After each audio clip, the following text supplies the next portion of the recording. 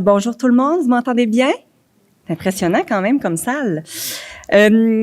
D'abord, je tiens à vous dire combien je suis reconnaissante d'avoir un espace dans cette journée scientifique aujourd'hui. Merci beaucoup à tout le comité organisateur pour cette généreuse invitation. J'ai réalisé que ça fait presque un an, jour pour jour, que je suis membre régulière du RQSPAL.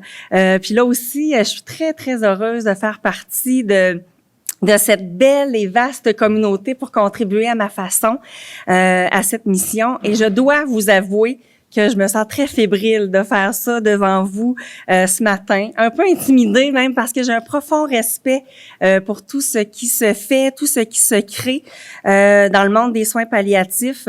Donc, sachez que je me sens dans une réelle posture d'humilité, mais ça va être une belle occasion, je pense, de se rencontrer toujours un peu plus. Alors, on m'a gentiment invité pour venir vous parler de ma thèse de doctorat et surtout des jeunes avec qui j'ai fait ça.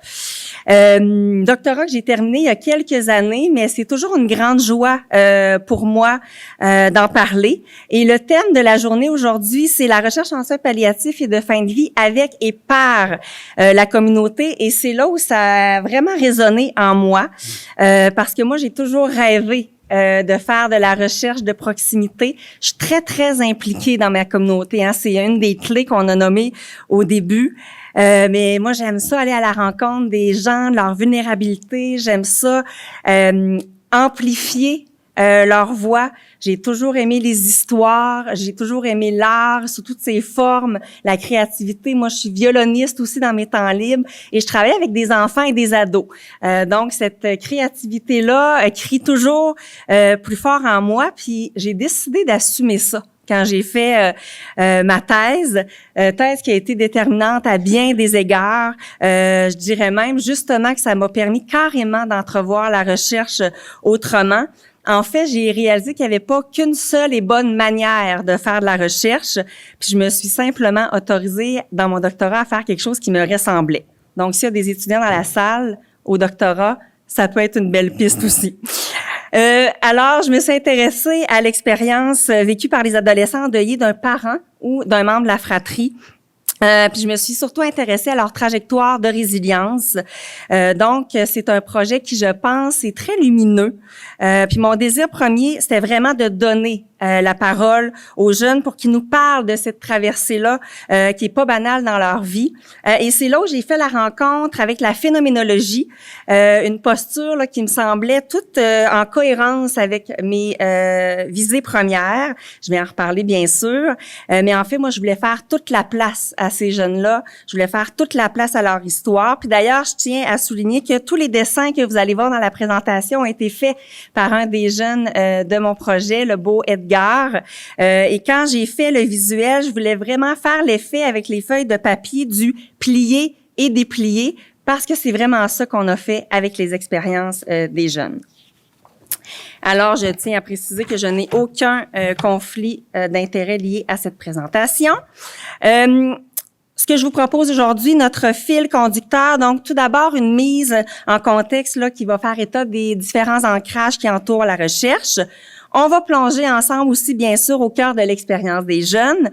Donc, je vais donc revenir sur mon devis de recherche pour bien vous présenter concrètement ce qu'on a fait ensemble, les jeunes et moi, pour que leur vécu se dévoile, se raconte. Je vais vous faire aussi voir toute la portée des récits dans cette posture phénoménologique que j'ai choisi d'adopter, une méthode fondée sur une approche narrative. Je vais bien sûr vous présenter quelques résultats, ce que les jeunes nous apprennent, mais comme le temps est court, je vais être assez bref parce que je veux aussi mettre en lumière la portée de ce type de recherche avec et par les jeunes, donc ce qu'ils en retirent, mais aussi ce qui m'ont inspiré pour mes suites. Puis évidemment, je vais être curieuse à la fin là, de vous entendre peut-être sur vos réactions, commentaires, pour qu'on puisse échanger ensemble. Alors, pourquoi s'intéresser aux jeunes endeuillés? J'aurais envie de dire comment ne pas s'y intéresser. En fait, moi, l'intérêt pour cet objet de recherche est né de mon expérience clinique à l'unité de soins palliatifs de l'hôpital Notre-Dame-du-Chum il y a plusieurs années déjà. Moi, les soins palliatifs, ça a été une rencontre inattendue, très surprenante dans ma vie. Il faut dire que je sortais d'un stage de maîtrise au centre des naissances de l'hôpital Saint-Luc auprès des parents toxicomanes plus spécifiquement. Et après un remplacement dans ce secteur-là, on m'a proposé un remplacement, cette fois-ci, en soins palliatifs. Donc, je suis passée des réalités entourant la naissance à celles qui entourent la mort en moins d'une semaine. Donc, je vous dirais que ça m'a donné le vertige, ça m'a fait travailler fort, ça m'a confrontée, mais ça m'a surtout transformée. À tout point de vue. Et en fait, dans cette expérience-là, un des aspects de ma pratique qui m'a particulièrement interpellée, c'est la rencontre avec le désarroi souvent silencieux des enfants et des adolescents qui accompagnaient un proche en fin de vie. Je me rendais compte que beaucoup d'intervenants à l'unité étaient un petit peu déroutés par ces jeunes-là. J'avais l'impression qu'on les évitait de peur de pas trop savoir quoi dire ou comment agir auprès d'eux. Puis encore plus avec les adolescents, comme si deux réalités sociales délicates là, coexistaient, la mort, l'adolescence. Et à 25 ans, à cette époque, ça fait quelques années, je le précise, je me sentais concernée plus que jamais. Moi, j'avais tendance à aller vers les jeunes. Eux aussi venaient vers moi comme si on s'était choisis mutuellement. Et peut-être que je revoyais aussi l'adolescente en moi de 15 ans qui avait failli perdre son père gravement malade. Qui sait? Mais c'est là où mon questionnement s'est enraciné. Puis il y a eu un élan en moi, puis je me suis dit, OK, il y a visiblement un manque de moyens pour intervenir avec confiance, avec justesse auprès de ces jeunes-là qui vivent un deuil. Puis à partir de là, j'ai décidé d'orienter mon doctorat des années plus tard sur ce thème-là. Et pendant que je faisais mon doctorat, un de mes amis est décédé tragiquement. Il a laissé derrière lui sa blonde, ma meilleure amie, leurs deux enfants âgés alors de 5 ans et 2 ans. J'ai vu mon ami désemparé, dépourvu de ressources, j'oserais dire d'autant plus dans ma région. Et à partir de là, j'avais plus le choix de faire quelque chose. Ma thèse cessait vraiment d'être abstraite. Puis je me suis demandé, qu'est-ce que je peux apporter de différent à la connaissance? Puis je me disais que si les jeunes qui s'en sortent nous disent comment ils s'y prennent pour faire face à tous ces défis-là qui impliquent un deuil dans leur vie, ils pourraient nous aider à enrichir le cursus de connaissances, à améliorer collectivement nos manières d'intervenir aussi auprès d'eux et à prévenir bien des écueils pour leur vie à venir. Il y avait clairement une place à prendre. Puis moi, j'avais envie de sortir un petit peu des recherches le plus traditionnelles, un peu plus tournées là, souvent sur les déficits, des conséquences laissées par le deuil, des études aussi un petit peu plus quantitatives. Moi, j'avais envie d'aborder cette réalité-là sous un angle plus salutogène, donc tourné vers la résilience, là, comme je vous le disais en introduction. Alors, à partir de là, voici le défi, le grand défi que je me suis donné. Je voulais comprendre les expériences, donc je voulais les décrire, ces expériences-là vécues par les jeunes. Je voulais explorer à travers leur récit d'adolescence qu'ils disent eux-mêmes de leur stratégie d'ajustement et je voulais identifier avec eux les différentes ressources aussi qui ont participé à les soutenir au cours de leur processus de deuil. Alors, évidemment, ma recherche s'inscrit dans un contexte théorique que j'ai conçu davantage comme un univers interprétatif, plutôt qu'un cadre théorique comme tel. En fait, j'ai fait appel à la théorie. Je ne l'ai pas vérifié. C'était vraiment des repères, des ancrages collés à ma question et à mes objectifs de recherche. J'avais pas la prétention de prouver, de vérifier, de généraliser quoi que ce soit, comme j'étais dans une posture phéno. Donc, moi, je voulais explorer, écouter et mieux comprendre ces expériences-là. Oups, excusez-moi, c'est sensible. En m'intéressant à leur expérience et à leur façon d'en parler, ma recherche s'inscrit dans une approche qualitative, enracinée dans une posture interprétative et compréhensive. J'ai eu recours, encore une fois, à une méthode biographique d'inspiration phénoménologique et j'insiste sur inspiration parce que le monde de la phénoménologie, j'ai l'impression que je commence à l'explorer. Donc là aussi, je suis vraiment très humble. Mais la phénoménologie, en fait, si je vous résume ça le plus simplement du monde, secondes, juste pour qu'on sache de quoi on parle. C'est vraiment la science de l'expérience, une science qui est très descriptive, qui s'intéresse au vécu. C'est le retour aux choses pour ce qu'elles sont, comme elles se présentent.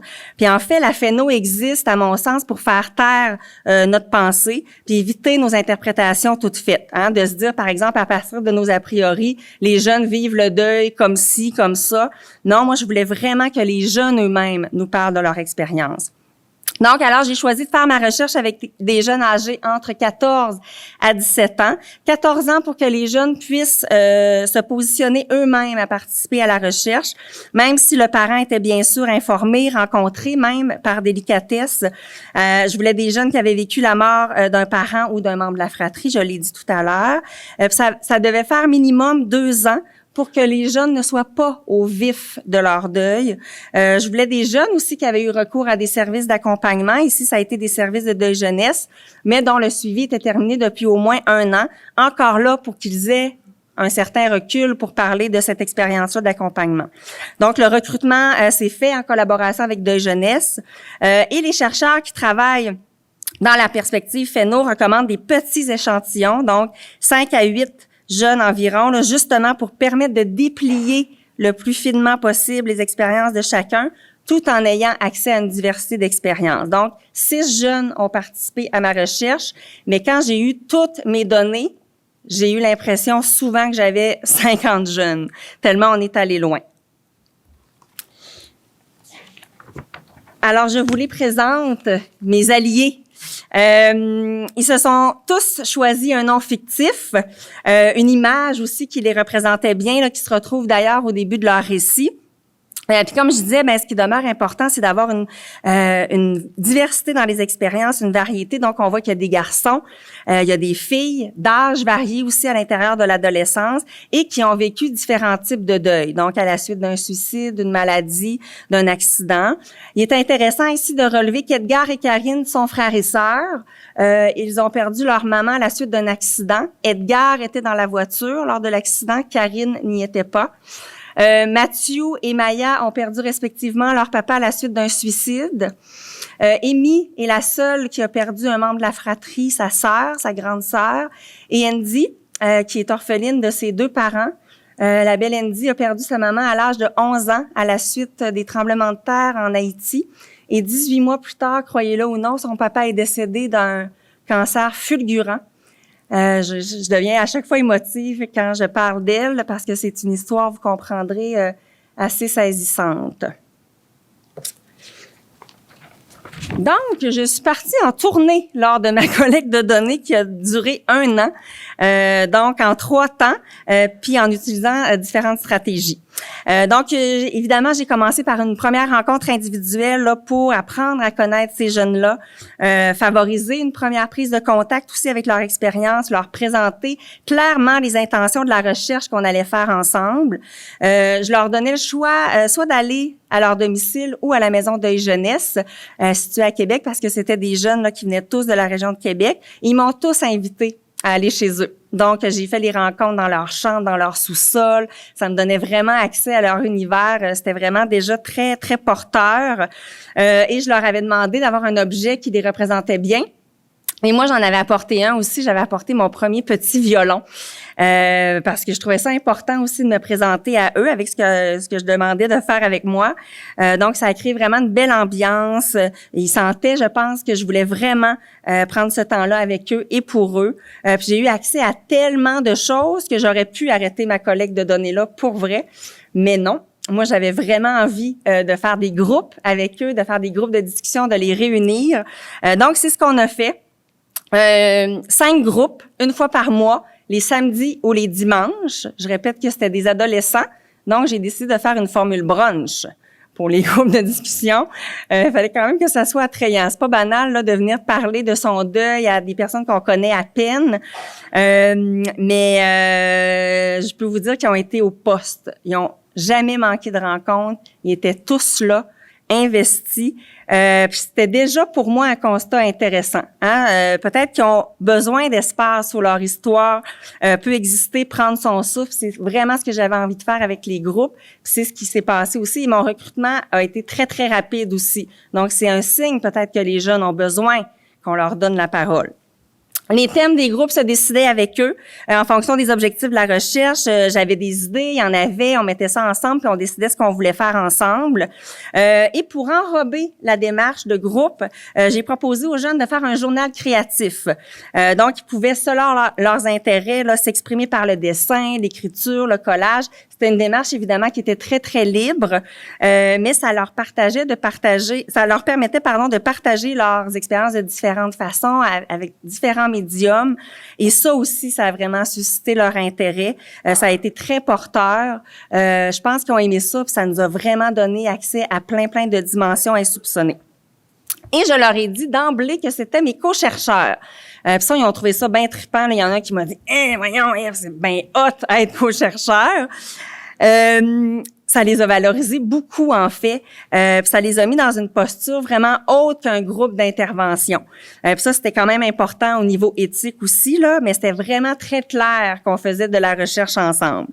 Et finalement, quelques semaines plus tard, j'ai fait une dernière rencontre individuelle avec chacun pour échanger, pour valider là, le récit préliminaire que j'avais fait à partir de toutes les données. Ça aussi, je vais en reparler, mais j'ai l'impression que cette méthode-là des récits a permis de mettre au jour les histoires de chacun, mais surtout d'en prendre soin. Et justement, j'avais envie de vous présenter les grands axes des groupes de discussion parce que c'est vraiment le cœur de notre travail ensemble. Ça va vous montrer évidemment un peu quelle était notre trame narrative, les leviers créatifs aussi qu'on a utilisés pour répondre aux objectifs de la recherche toujours et vraiment leur implication investie dans la démarche. Donc, dans la première rencontre qu'on a intitulée « Si on se racontait notre histoire », en fait, pour présenter justement leur vécu, ils ont dessiné une ligne du temps. Donc, j'avais mis des grandes feuilles au mur, mais il y en a beaucoup qui l'ont fait dans leur journal aussi. Donc, pour expliciter d'abord le moment du décès de leurs proches. Après, on s'est ramené dans le ici et maintenant pour qu'ils nous présentent qui ils sont, leurs intérêts, comment ils vont.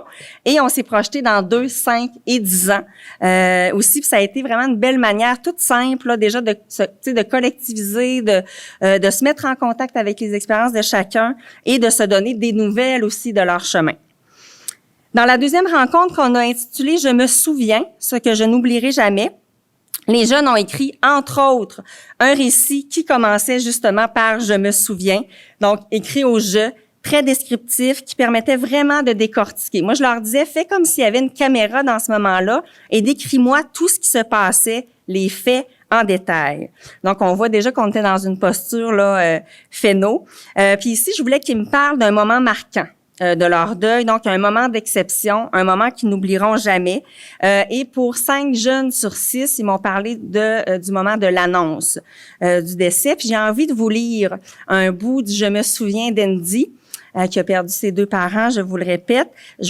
C'est sûr que c'est bouleversant, mais ça démontre vraiment combien les jeunes avaient cette capacité à détailler, à illustrer, à nommer. Andy nous dit « Je me souviens, ma mère est décédée en décembre 2010. J'étais en 5e année. Elle travaillait en informatique et elle est partie en Haïti faire du travail humanitaire.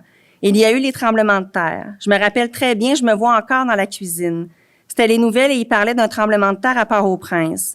Mon père travaillait dans le sous-sol et j'ai crié « Ils ont annoncé un tremblement de terre à Port-au-Prince, maman est pas là, hein? » Mon père savait pas quoi me dire. Vraiment, c'était flou.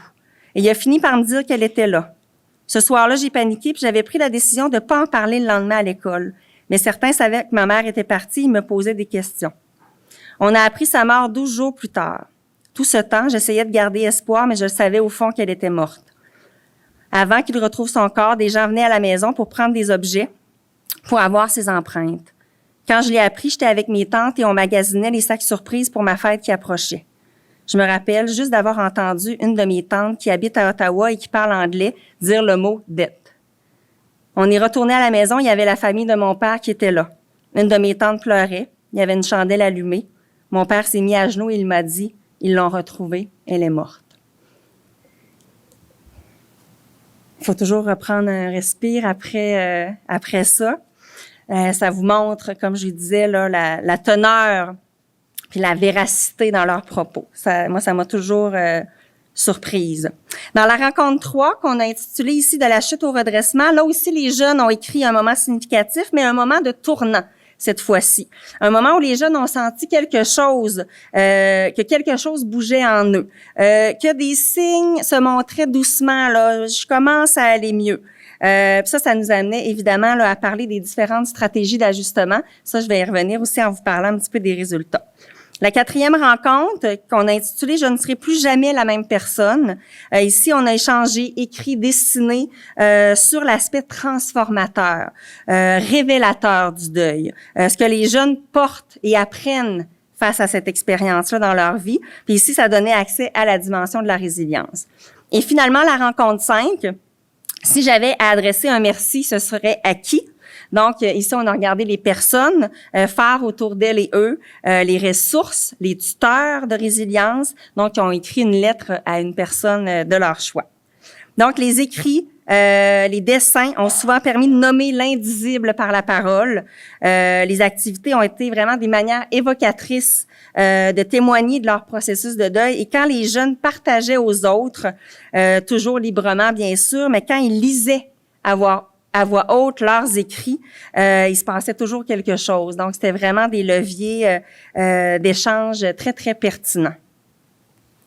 Alors, tout le beau qui s'est créé dans nos rencontres, en fait, je voulais juste vous donner accès là à certaines choses pour que vous voyez leur contribution comme co-chercheurs. Alors, Edgar, les dessins d'Edgar, un mode d'expression fascinant. En fait, Edgar dessinait tout ce qu'il nous disait au fur et à mesure. Son journal créatif s'est rempli à la vitesse de l'éclair. J'ai dû investir un peu plus dans les cahiers parce que c'était... J'ai marqué fascinant parce que c'était fascinant de le voir aller vraiment. On voit ici, Edgar a dessiné une bande dessinée, une bande dessinée où il illustre qu'il s'est senti bien différent comme enfant endeuillé. Puis il a utilisé une image vraiment éloquente, presque une métaphore. Il dit « Je me sentais comme un dromadaire au beau milieu d'un troupeau de chameaux ». Pensez-y, une différence en apparence difficile à percevoir pour le monde autour. Hein? Un dromadaire, une bosse, un chameau, 2 bosses, on ne sait jamais lequel est lequel. Mais c'était une différence qui était bien réelle pour lui. C'était vraiment magnifique là, de le voir aller dans ses diverses créations. La lettre de Maya, elle, qui a pris soin de s'adresser à d'autres jeunes qui vivent un deuil. Puis je vous dirais que la lettre de Maya se promène. Je vous en reparle tantôt, mais vraiment, sa voix porte loin. Puis j'en aurai, là, si jamais il y en a qui veulent la lire là, à la fin de la présentation, pendant la pause ou plus tard dans la journée. Des paroles éloquentes de chansons d'Amy. Amy, c'est une musicienne, une chanteuse. La musique a vraiment été un socle important pour elle. Elle a écrit plusieurs chansons en lien avec sa traversée du deuil, mais aussi en lien avec sa vie d'adolescente. Donc, voilà, c'était quelques exemples pour vous montrer. Et là, on fait quoi avec toutes ces données-là, avec tout ce beau? Les jeunes ont vraiment été super généreux. On a continué à créer avec toutes ces données-là. Et l'interprétation a été réalisée à l'aide de 2 méthodes qualitatives de recherche complémentaires. Donc, la première phase, plus descriptive, concerne la rédaction des récits comme tels que j'ai fait en collaboration avec les jeunes. Donc, après un examen phénoménologique rigoureux, de toutes les données récoltées lors des entrevues individuelles, des groupes de discussion, j'ai écrit les récits pour reconstituer l'histoire de chacun des jeunes.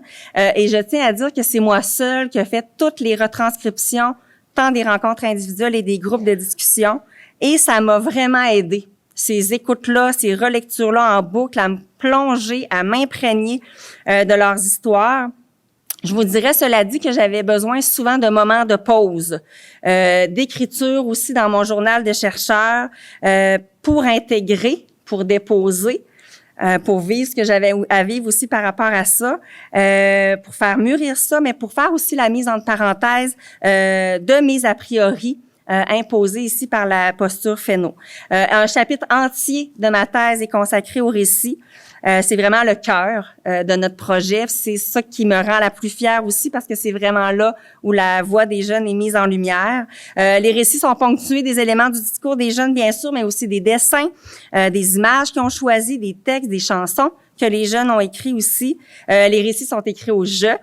Comme l'extrait que je vous ai lu tout à l'heure. Donc, ils respectent le langage, le vocabulaire de chacun. Donc, c'est vraiment les jeunes qui nous parlent quand on lit les récits. Et d'ailleurs, quand j'ai présenté les versions préliminaires aux jeunes pour qu'on échange puis qu'ils me fassent leurs premiers commentaires, ils m'ont tous dit des choses comme « Hein, on dirait que c'est moi qui parle » ou « C'est vraiment mon histoire de A à Z ». Donc, ça démontrait vraiment que ça nous donnait accès à leur regard de l'intérieur. Puis le partage des récits a été vraiment un moment de confiance avec les jeunes. Ils étaient super attentifs à l'écoute. Il y en a qui fermaient les yeux. Donc, encore là, ça nous démontre là tout ce qu'on peut réaliser avec cette méthode-là. Ensuite, je suis allée un peu plus loin. Après cette analyse-là plus verticale avec les récits, je suis allée voir ce qui ressortait de ces récits-là à travers une analyse cette fois-ci plus horizontale. La deuxième phase, donc plus interprétative, m'a permis de donner une autre dimension au récit. Puis j'ai utilisé l'analyse interprétative phénoménologique là, qui vise à donner accès à une variété de points de vue sur une réalité et d'identifier à la fois les convergences, mais aussi les distinctions là, entre les différentes expériences. Donc, les récits ont permis de voir les histoires singulières dans le détail. C'est la matière première. Et la phase interprétative a permis de comprendre plus en profondeur les expériences. Ce que les jeunes nous apprennent, un exemple de résultat rapidement, parce qu'il y en a beaucoup, vous pourrez aller voir dans ma thèse, mais vous vous rappelez, un des objectifs là référait aux stratégies d'ajustement, puis les récits nous ont permis effectivement d'apercevoir là, des stratégies privilégiées par les jeunes de 3 ordres différents, qu'on a appelés ensemble des stratégies de mise à distance, d'apaisement et d'intégration. Donc, une nouvelle nomenclature qui prend source dans leur expérience réelle. Ça, on trouvait ça intéressant quand même. Puis quand on parle de stratégie de mise à distance, c'est évidemment des mécanismes de protection. Par exemple, le repli sur soi pour vivre les émotions à leur façon, des comportements aussi pour certains d'autodestruction, d'automutilation, d'engourdissement. Et Karine nous en parle ici. Karine nous dit « Je prenais pas soin de moi, de ma santé ni rien. Je mangeais quasiment pas, comme si je méritais pas de vivre ou quoi que ce soit. C'est dur, ça. J'étais capable de me dire que ça allait pas, mais je me percevais comme un échec, comme quelqu'un qui n'était rien. » Ici, ça nous montre toute l'ampleur de leur épreuve. Mais ça nous mène ensuite à des stratégies d'apaisement, des moyens de gestion de soi très concrets, comme l'écriture. On en a parlé pour se raconter, se souvenir. Les jeunes nous disent qu'ils ont besoin aussi de s'occuper de différentes façons, de sortir avec leurs amis, de maintenir une routine, d'avoir une forme de normalité dans leur vie, d'aller à l'école comme tous les autres jeunes, mais aussi d'avoir des moments de ritualisation à leur image, sortir un peu des rituels plus traditionnels là, qui les rejoignaient souvent un peu moins. On va laisser Edgar nous parler de ce qui lui faisait du bien.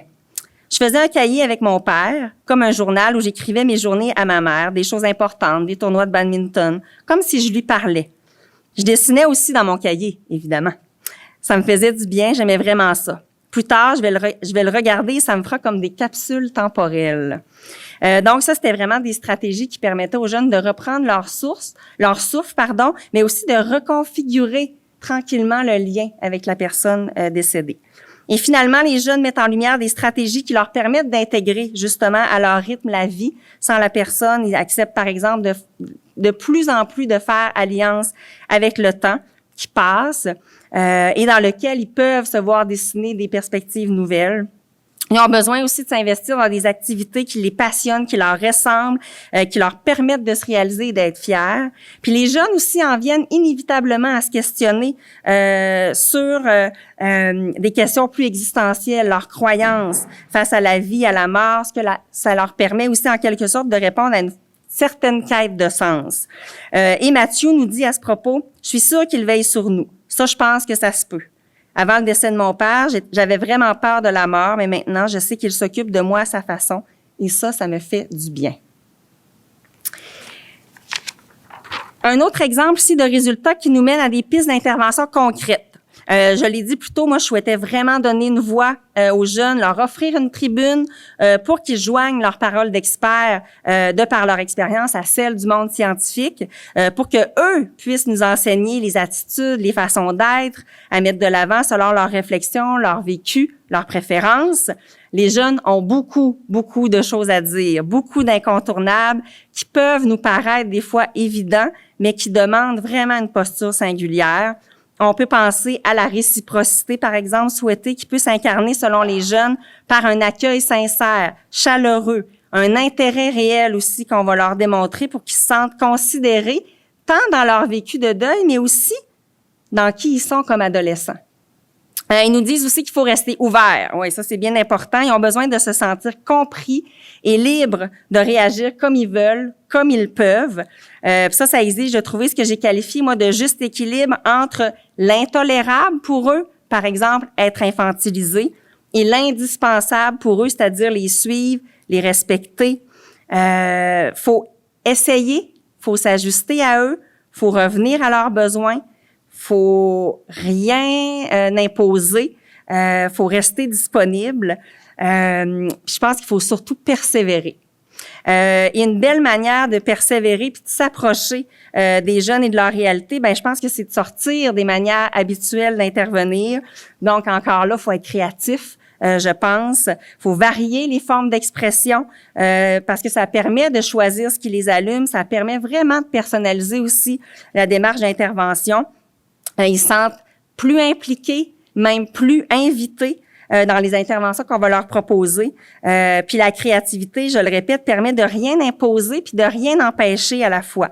Donc, et les jeunes, ça c'est intéressant, nous confirment aussi que la créativité en intervention permet d'éviter des maladresses ou d'échapper à la pression de trouver les mots justes, de donner une liste de conseils là, qui n'est pas toujours adaptée à eux, de trouver les bonnes questions ou les réponses parfaites en lien avec leur deuil, ce qui n'existe pas. Donc, je pense qu'il faut apprendre à déconstruire ça un peu, puis ils sont vraiment bons pour nous aider à faire ça. Le pouvoir du récit, oh là là, oui, ça, un autre constat, c'est l'importance de se raconter. Des démarches plus narratives nous permettent d'avoir accès à un contenu vraiment authentique, profond, sincère. Et Hannah Arendt dit quelque chose de très vrai et beau. Elle dit « Tous les deuils peuvent devenir tolérables lorsqu'ils sont racontés en histoire ou transformés en récit. » Et Boris Cyrulnik, mon idole à moi, ajoute ici « Il n'y a pas de résilience sans récit de soi. Il faut offrir aux personnes des espaces d'historisation qui permettent de se reconnaître comme sujet, de situer son origine, de découvrir le sens de sa trajectoire et de réactiver les possibilités de se rêver à nouveau. » Je vous l'ai dit en introduction, moi j'ai toujours aimé les histoires, j'ai toujours aimé lire, j'ai toujours aimé écrire et utiliser les récits en recherche. Moi, ça m'a révélé tellement de choses. Ça m'a fait voir, en fait, toutes les promesses de cette approche-là. La recherche avec et par les jeunes, est-ce que ça a des réels effets? Absolument. Je pense que j'aurais pas besoin de vous en parler longtemps pour vous convaincre. Assurément. Moi, j'ai vu dans les récits des co-chercheurs que cette participation-là des jeunes à un projet comme le nôtre a contribué à consolider puis à accompagner leur chemin de courage, leur trajectoire de résilience. La recherche leur a offert, je pense, un lieu où leur deuil, justement, pouvait exister et être entendu, considéré. Et à force de revisiter leur histoire, de raconter ce qui leur est arrivé, d'en faire l'objet de leur réflexion, puis d'en faire part au groupe avec les autres jeunes et avec moi, ils sont devenus de plus en plus sujets de leur expérience. Ils ont appris de ce qu'ils disaient, de ce qu'ils vivaient, de ce qu'ils entendaient et de ce qu'ils comprenaient de manière inédite dans cette pratique à la fois narrative et réflexive. C'est là où on est devenus ensemble des producteurs de connaissances à partir de leur histoire partagée. Les jeunes sont parvenus, à mon sens, à transformer leur épreuve en œuvre pour le monde. Ils en arrivaient à se valoriser avec le plus dur de leur vie, en sentant qu'ils ont évolué, en sentant qu'ils ont appris et surtout en réalisant qu'ils vont aider d'autres jeunes endeuillés aussi. Puis ça, c'est fou.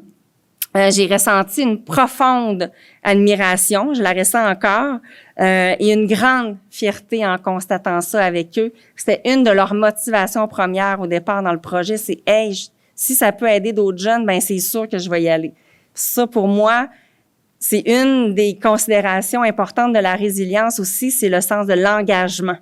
Et les jeunes, dès le départ, portaient ça en eux.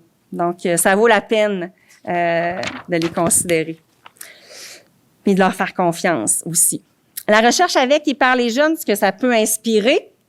Il s'est passé plein de belles choses depuis ce projet-là de doctorat. Ça a inspiré des nouvelles réalisations, puis c'est vraiment grâce aux jeunes. En fait, je suis impliquée, là, Gabrielle le disait, à la Maison Marie-Élisabeth, une maison de soins palliatifs située à Rimouski. Je suis très impliquée là et on a développé des groupes de soutien, donc des groupes d'accompagnement pour personnes endeuillées, adultes et jeunesse. Et vraiment, c'est cette trame-là narrative qu'on a développée dans le projet a inspiré beaucoup la teneur des groupes. Oui, François, merci beaucoup. Je suis pas si pire dans le temps. Là, ça se peut que je déborde, par exemple, mais je peux être délinquante. Je viens quand même de loin, là. Je viens de Rimouski. J'ai-tu 2 minutes de plus? Merci. Alors oui, les groupes de soutien, en fait, qu'on a appelé Mon deuil, mon histoire. Donc, vous voyez un peu que c'est inspiré. On donne, par exemple, la lettre de Maya autant aux adultes, et c'est fou l'effet que ça fait aux adultes de recevoir une lettre écrite par un jeune endeuillé. C'est vraiment, vraiment beau. On a aussi développé différents outils d'accompagnement inspirés encore là du projet. On a demandé à des jeunes de 5e et 6e année d'une école à Rimouski d'écrire des lettres à des enfants qui accompagnent un proche en fin de vie à la Maison Marie-Élisabeth. Donc, c'est pas des jeunes qui ont vécu un deuil nécessairement, mais qui voulaient témoigner de leur affection, de leur présence à leur façon. Donc, on peut voir, là, j'ai mis un exemple. Bonjour, j'ose à peine imaginer la peine que tu peux ressentir. Je te souhaite beaucoup de courage et de force pour vivre les derniers moments avec la personne que tu aimes. Gabrielle, 11 ans. Et les jeunes ont fait des enveloppes colorées pour remettre ces lettres-là aux jeunes qui passent à la maison. La BD d'Edgar aussi est disponible à la maison. Évidemment, tout ça est en accord avec les jeunes, vous comprendrez, mais ils sont tellement fiers de ça. Moi, j'ai encore des contacts avec les jeunes qui sont rendus, mon Dieu, qui ont évolué, mais je leur dis tout ce que je fais avec notre projet. Justement, des présentations encore dans des cours, dans des colloques, dans des journées comme celle d'aujourd'hui, des formations. Il y a un chapitre de livre bientôt qui va naître de la thèse, de la parole des jeunes. Puis moi, je leur ai fait une promesse au début du projet. Et c'est ce qui m'a d'ailleurs permis d'aller au bout de mon projet de doctorat. Moi, je leur ai promis de faire voyager puis de porter leur voix longtemps. Puis je le fais encore aujourd'hui, puis ça me rend profondément heureuse. Puis je le dis en toute humilité, mais on a gagné un prix aussi avec ce projet-là.